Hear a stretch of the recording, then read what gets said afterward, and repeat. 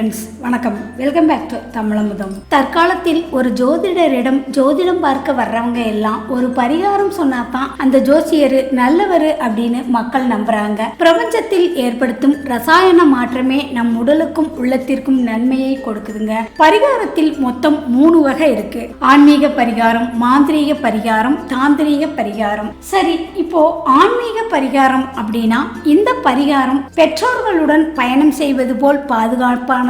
இது இறைவனை சரணாகதி அடைவது பாதுகாப்பானது. இந்த பரிகாரம் செய்தால் நமக்கு தீவினை கம்மி. தாந்திரீக பரிகாரம் இது ஒரு புரோக்கருடன் பயணம் செய்யற மாதிரிங்க. இத கொடுத்தா நான் அதை செய்வேன், இதில் வரும் கசப்பு ஜாதகரை சார்ந்தது, இதில் பின் விளைவுகள் தீமையான விளைவுகள் மிகவும் அதிகம். மாந்திரீக பரிகாரம் தாந்திரீக பரிகாரத்தை விட மாந்திரீக பரிகாரம் வீரியமானதுங்க. இது ஒரு அடியாளிடம் இருக்கிற மாதிரி ஆடு மாடு கோழி பலி கொடுத்து செய்வது மாந்திரீக பரிகாரங்க. இதில் பின்விளைவுகள் மிகவும் அதிகம். இந்த 3 பரிகாரத்தில் ஆன்மீக பரிகாரம் தான் மிகவும் பாதுகாப்பானதுங்க. பரிகாரத்தில் ஜோதிடத்தில் என்ன வேலை அப்படின்னு கேட்டீங்கன்னா, பரிகாரம் என்பது ஒரு மெடிக்கல் கடை மாதிரி, ஜோதிடர் டாக்டர் மாதிரிங்க. இந்த மருந்தை இந்த நேரத்துல இப்படி கொடுக்கணும் அப்படிங்கிற விதி இருக்கு. அதே மாதிரி ஒரு பரிகாரத்திற்கும் நாள், நட்சத்திரம், திதி மற்றும் லக்னம் கவனிக்கப்படணுங்க. பரிகாரத்தை இந்த நாளில் இந்த நட்சத்திரத்தில் இப்படி செய்தால் தான் கேட்கும் என்று ஜோதிடருக்கு தான் தெரியும்.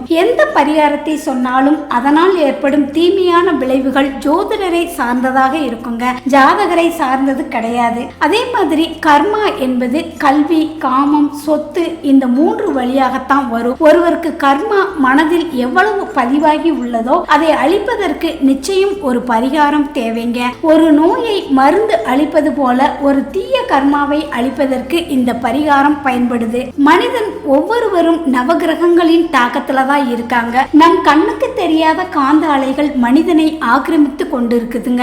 நாம் வாய் அசைத்து பேசும் காற்று எப்படி வார்த்தைகளாக மாறுகிறதோ அதே மாதிரி கோவிலில் அர்ச்சனை செய்யும் பொழுது சொல்லப்படும் சமஸ்கிருத மந்திரங்கள் நம்மை தாக்கும் கிரக அலைகளை சிதறடிக்கும் தன்மை கொண்டது. அதனால தான் அதற்கு தேவ பாசை அப்படின்னு சொல்லுவாங்க. நாம் தமிழில் தூய மனதோடு தெய்வத்தை துதித்தால் எந்த நவகிரக அலைகளும் நம்மை ஒண்ணும் செய்யாதுங்க. அதே மாதிரி ஜாதகத்தில் சிறு விபத்து நடக்கும் அப்படின்னு இருந்துச்சுன்னா அதற்கு பரிகாரமாக ரத்த தானம் செய்யலாங்க. ராகு திசையால் பாதிக்கப்பட்ட ஒரு நபர் திருமணம் ஆகாமல் இருக்கும் பெண்ணுக்கு திருமணம் செஞ்சு வைக்கலாம். மனிதர்கள் அனைவருமே நவகிரக ஆளுமையில் இருப்பதால் நாம் எல்லா மனிதர்களிடமும் அன்பு, பாசம், கருணை கொள்ள வேண்டுங்க. மேலும் அனைவரின் மனமும் புண்படாத வண்ணம் நடக்கணும். இதுவே நவகிரகங்களுக்கு செய்யும் மிகப்பெரிய பரிகாரங்க. சூரியனின் அம்சமாக நம் தந்தையும் சந்திரனின் அம்சமாக நம் தாயும் இருக்காங்க. இவர்களுக்கு பணிவிடை செய்து இவங்களோட மனம் புண்படாமல் மகிழ்ச்சியோடு வச்சிருந்தா இதுவே பரிகாரத்துல மிகப்பெரிய பரிகாரங்க. இதை பற்றிய உங்களோட கருத்துக்களை மறக்காம கமெண்ட் பாக்ஸ்ல கமெண்ட் பண்ணுங்க.